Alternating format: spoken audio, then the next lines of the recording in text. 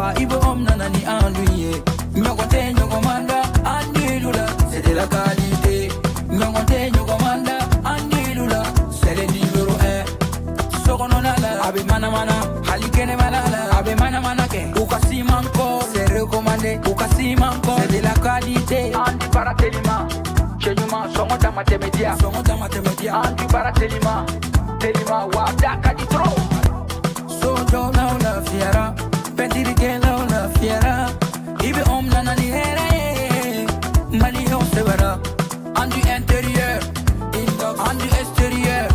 extérieur songonda matemedia do ani simanko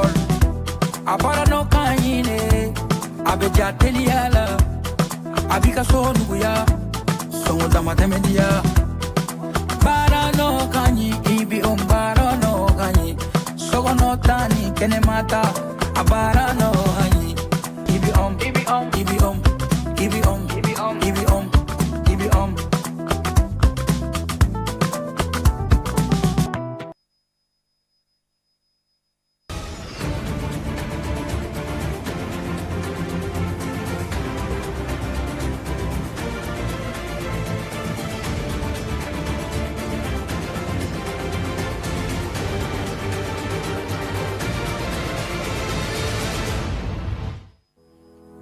Biennale artistique et culturelle ni ale be seko ni dongo ɲɔgɔnbɛnba ko fɔ Mali la ko ale min be sigi sen kan san fila ale kuncɛra ni Bugunika jɔyɔrɔ gali sɔrɔli ye Tɔnbɔkutukaw fɛ yen nɔ an bena mun ɲɛfɔ aw ye ni kunnafoniya nunu senfɛ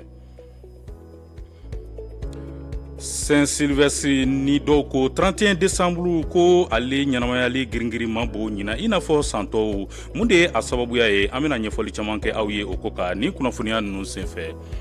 an balimaw nin de an ka kunnafoni bakurunbaw ye ka kɛ ni bi ntɛnɛn ye décembre kalo tile 29 san 2025 an bena mun walawalaw ye ni sisan da in na o kama an b'a fɔ k'aw bisimila Advance TV jabaraniso sanfɛla la tele min kɛlen do ka paraɲɛ caman bila ni teletɔw ni ɲɔgɔn cɛ i n'a fɔ an tun ye a fɔ aw ye cogo min na Biennale artistique et culturelle 2025 ale sigira sen ka Tɔnbɔkutukaw fɛ yen wulikajɔ in kuncɛra tile 10 bɔɲɔngo kɔnɔna na k'aw ladɔnniya k'a fɔ ni wulikajɔ ninnu senfɛ Buguni ko ale de wulila k'i jɔ ni jɔyɔrɔ gale ka jo ila faraw kan ale ni Tɔnbɔkutu Asanso ale be ɲɛfɔli caman kɛ an ye a ko la Biennale artistique et culturelle Tɔnbɔkutu 2025 ale kuncɛra sibiridon lajɛrɛ in min kɛra tile 10 kɔnɔ a kɛra sababu ye ka malidenw fara ɲɔgɔn kan seko ni dɔnko ale yakubayali la ni biennale ye misaliya ye k'a fɔ maliden cɛman n'a musoman bɛ se ka fara ɲɔgɔn kan ka kuma ɲɔgɔn fɛ ka ɲɔgɔn bilasira ani k'a ɲini ka ɲɔgɔn dɔn kosɛbɛ ɲɔgɔn dɔn kɔfɛ o de bɛ na ni bɛn ni kelenya ye jamanadenw ni ɲɔgɔn cɛ ka don da kelen fɛ ka bɔ da kelen fɛ bada biennale ale ye fɛn ye min kɔni kɛra sababu ye i k'a faamuya ko malidenw n'u y'a laɲini ka fara ɲɔgɔn kan ko a bɛ se ka taa bawolo ko baw de la ani ɲɛtaga kow la de grandes et de belles choses. Ni édition in sera ka Mali marabolo ka fara Bamako kan o maaw fara ɲɔgɔn kan wa ɲɔgɔndan ninnu kɛra dɔnkilida ɲɔgɔlɔnbɔ fo ka taa se jamana seko ni dɔnko yakubayali kan. La Biennale est une mémoire vivante. Biennale bɛ jate i n'a fɔ ndumare wa yɔrɔ do génération future olu bɛɛ lajɛlen bɛ se ka u ka hakilinaw ta yɔrɔ min kan anw ka jamana a bɛ yɔrɔ min na i n'a fɔ sisan jamana do min kɔni bɛ i k'a dɔn k'a fɔ sinaya jugu kɔnɔ nka o bɛɛ n'a ta Mali seko ni dɔnko o de ye Mali sinsinbere ye ka se k'a ka yɛrɛma hɔrɔnya lasegi a ma lajɛrɛ in kɛra koba ye min kɛnɛ kan Mali seko ni dɔnko ma to kɔ a kɛra sababu ye fɛnɛ sifinw ka se k'u ka se jira ale ni k'a jira fɛnɛ ko jamana ye kelen de ye. Le gouvernement demeure fermement engagé à promouvoir la culture comme un secteur stratégique. Mali gouvernement bena ko bɛɛ lajɛlen kɛ cogo min na Mali seko ni dɔnko ale bɛ se ka kɛ fɛn ye maa bɛ se k'i sinsin min kan yaasa ka jamanadenw fara ɲɔgɔn kan. Tɔnbɔkutu 2025 ale kɔni na kɛ fɛn ye maaw tɛna ɲina min kɔ ka sababu kɛ malidenw kɔni farala ɲɔgɔn kan ka se ka nin gɛlɛyaba in ko o kɔni kunbɛn ka laban u ka laɲini ye min ye seko ni dɔnko hukumu kɔnɔna na k'o sigi sen kan. Fier de ses valeurs et confiant en son destin. Wa Buguni ale de kɛra ni édition 2025 tabaga ye jɔnjɔn sɔrɔlen kɔfɛ Buguni de sugandira fɛnɛ ka san 2027 ta bisimila. I n'a fɔ aw yɛrɛ y'a faamuya cogo min na Isa Sise ale de ye nin laseli ninnu kɛ kunnafoni bɛ taga ɲɛ an bɛ aw ladɔnniya k'a fɔ décembre kalo tile 19 san 2025 festival dibi ale tako 11nan dayɛlɛli baaraw sigira sen kan place du cinquantenaire la k'aw ladɔnniya k'a fɔ nin ye festival kɛrɛnkɛrɛnlen min kɛ sababu ye Mali ale baganko ka taa se dumuni duman ale kow ma k'olu bɛɛ lajɛlen sigi sen kan anw ka ɲininikɛlaw olu taru ɲɛmada a kɔfɛ u ye minnu sɔrɔ aw ni ne an ka jɛn k'o lajɛ. Festival du Dibi hakilina bɔra Aminata Bokoum na wa a bɛ san caman bɔ a bɛ nin wulikajɔ in na walasa ka ba don Mali dumuniw na ani fɛnɛ ka se ka jamanadenw fara ɲɔgɔn kan Mali ladala dumuniw da fɛ. Le Festival du Dibi a dépassé ma modeste personne. Festival du Dibi tɛ ne kelen ye bilen a kɛra jamanako de ye a kɛra Maliko de ye bi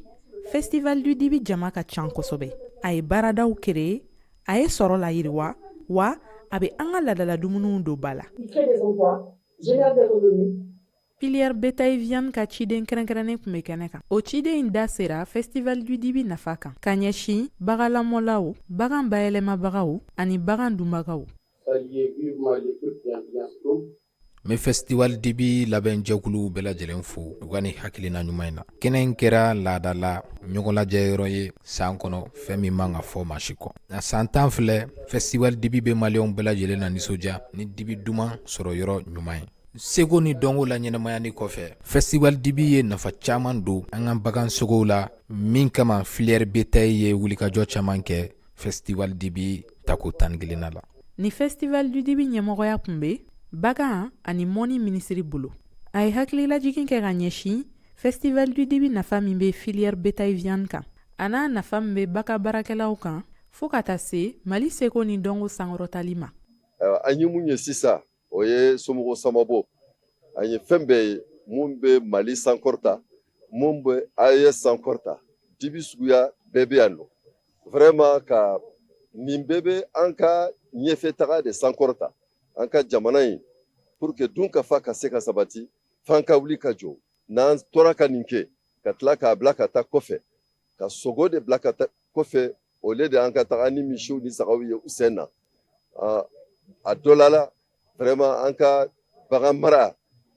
ani jɛgɛ mara ni tɔw bɛɛ lajɛlen o bɛɛ bɛ taa ɲɛfɛ. Fo ka taa se janvier kalo tile 4 ma san 2026 place du cinquantenaire bɛna tɛmɛ ni maaw bisimilali ye ka kɛɲɛ ni Festival du Dibi tako 11nan in ye. Dumuni duman kɔfɛ Festival du Dibi nafa ye k'an ka seko ni dɔgɔn sankɔrɔta ka sigi banban ani ka sɔrɔ yiriwa.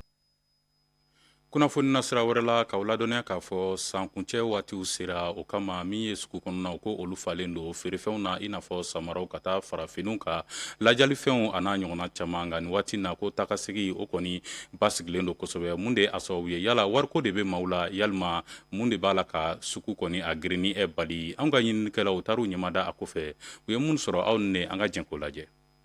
Ani sankuncɛ ɲɛnajɛw kɔni tɔ ye tile 2 bɔɲɔgɔnko ye o kama ni waati na sugu kɔnɔnaw kɔni falen don fini feeretaw ka taa se samaraw ma da dumunifɛnw ale ni sokɔnɔna parilanw nka o bɛɛ n'a ta ni waati na min ka dɔn k'a fɔ maaw mun bɛna sanni kɔni kɛ ko olu senna ka suma kosɛbɛ. Actuellement perruque de bɛ ka san n'a bɛɛ chapeau ninnu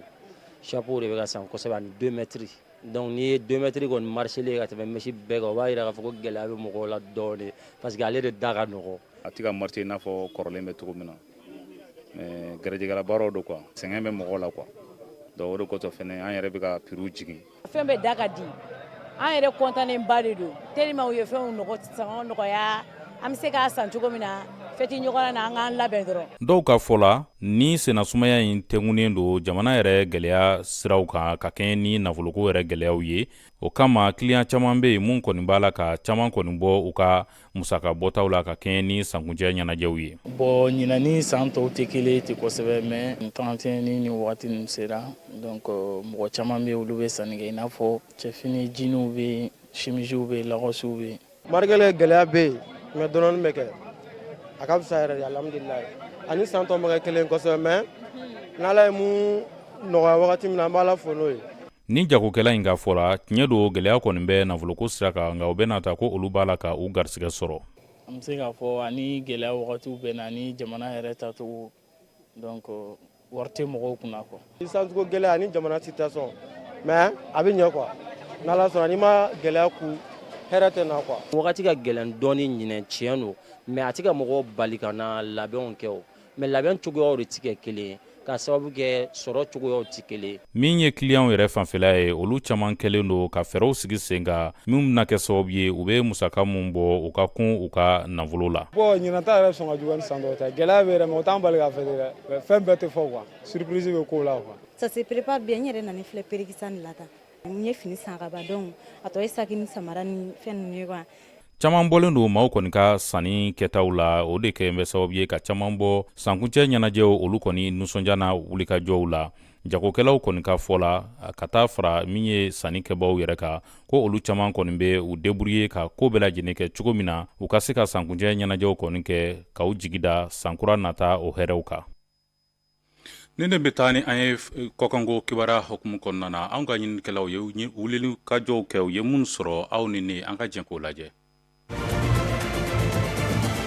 Centrafrique jamanaden ma miliyɔn 2 tun welelen don ka sugandili kɛ ka ɲɛsin jamanakuntigi kalafili ka fara wasade kalafili ka ale ni yɛrɛmarakafo olu kalafili ni o ye municipal ye ale ni régional ye. Ni kalafili ninnu bɛɛ lajɛlen kɛra basigi kɔnɔna na wa min ye Faustin Todera ye ko ale kɔni min tun bɛ manda sabanan ɲinini na ko ani cɛbɔ 6 olu de ye ɲɔgɔn sɔrɔ kalafili in kɔni kɛnɛ kan hali n'a y'a sɔrɔ maa 6 ninnu olu tun ye gɛlɛya sɔrɔ u ka cɛbɔya donni na ba la ka sababu kɛ ko nationalité étrangère bɛ u bolo.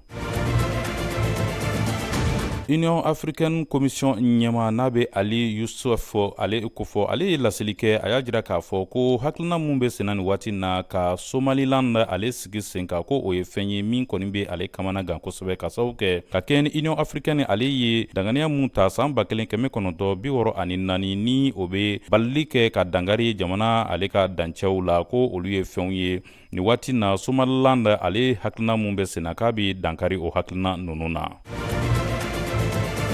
Libi jamana ka jamanaden caman bɔra ka taa tasibila kɛ ka ɲɛsin Libi ale tilebiyanfan kɛlɛcɛ ɲɛma ale ka fatulu la ka fara maa wɛrɛw ka mun kɔni tora avion bin kɛra ka kɛɲɛ n'i ka don k'a fɔ tarata tɛmɛlen k'aw ladɔnniya k'a fɔ Général Mohamed Ali Ahmed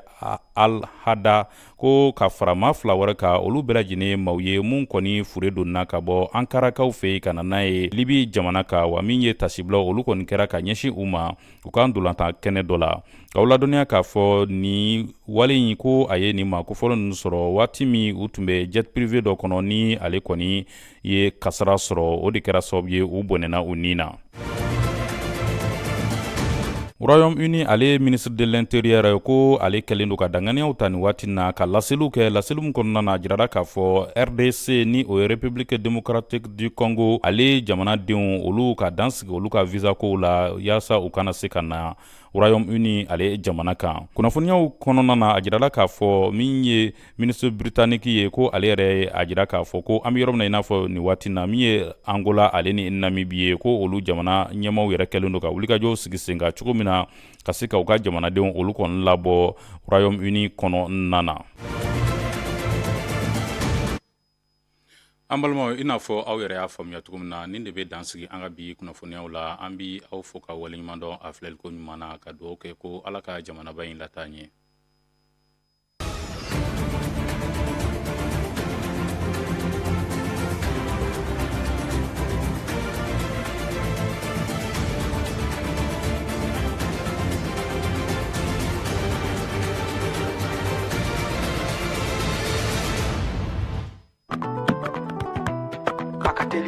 A cɛ kaɲi a nɔ kaɲi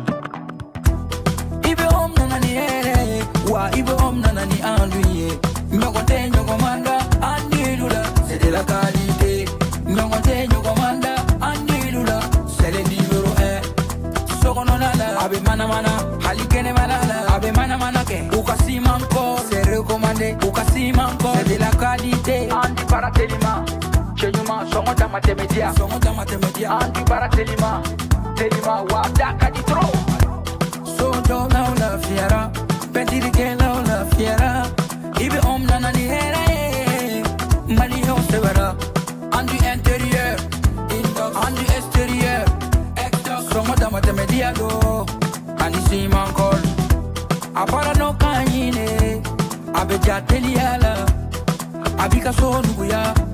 Somo dama temedia bara no kanyi ibi bara no kanyi sogo no tani kene mata abara no kanyi ibi